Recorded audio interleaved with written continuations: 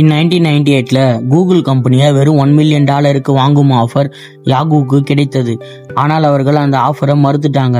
அவங்க எடுத்த அந்த ஒரு முடிவு டெக் ஹிஸ்டரியில ரொம்ப பிக்கஸ்ட் எக்ஸ்பென்சிவ் மிஸ்டேக்கா மாறப்போகுதுன்னு அப்போ அவங்களுக்கு தெரியல.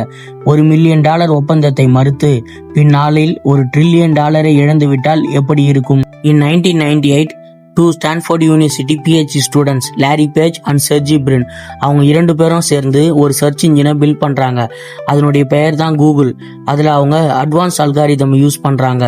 மற்ற சர்ச் இன்ஜின் பிளாட்ஃபார்மை விட சர்ச் ரிசல்ட் மிக துல்லியமான முறையில் கொடுக்கும்படி அவங்க அதை பில்ட் பண்றாங்க. ஆனா அவங்க கிட்ட போதுமான மணி, இன்ஃப்ராஸ்ட்ரக்சர் அண்ட் பிசினஸ் எக்ஸ்பீரியன்ஸ் இல்லாத காரணத்தால் அவங்க என்ன டிசைட் பண்றாங்கன்னா, நம்ம ப்ராஜெக்டை யாகு கிட்ட சோல்வ் பண்ணிடலாம்னு முடிவு பண்றாங்க. எதனால யாகு கம்பெனினா, அவங்க தான் அந்த டைம்ல பிக்கஸ்ட் இன்டர்நெட் கம்பெனியா இருந்தாங்க. Larry Page and Sergey Brin கூகுளை $1 மில்லியன் ஆஃபர் பண்றாங்க. ஆனா யாகு எக்ஸிக்யூட்டிவ்ஸ் அதை ஏளனமா புறக்கணிச்சிடுறாங்க. எங்களுடைய சொந்த சர்ச் இன்ஜினே சிறப்பாக செயல்படுகிறது, அதனால் உங்களுடையது எங்களுக்கு தேவையில்லை என்று அந்த ஆஃபரை புறக்கணிச்சிடுறாங்க. யாகுவோட தாட் என்னன்னா, சர்ச் என்பது இன்டர்நெட்டோட ஒரு ஸ்மால் பார்ட் மட்டும்தான், ஆனா அது நாட் த ஃபியூச்சர்னு சொல்லி ஆஃபரை ரெஃப்யூஸ் பண்ணிடுறாங்க. அதன் பிறகு லாரி அண்ட் செர்ஜி தங்கள் முயற்சியை நிறுத்தவில்லை. அவர்கள் கூகுளை மேம்படுத்தி இன்வெஸ்டர்ஸை அட்ராக்ட் பண்றாங்க.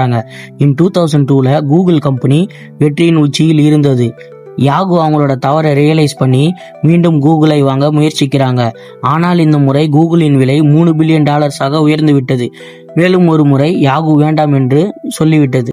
இன்று கூகுளின் தாய் நிறுவனமான ஆல்பபெட்டின் மதிப்பு $3.04 ட்ரில்லியன் அதிகமாகும்.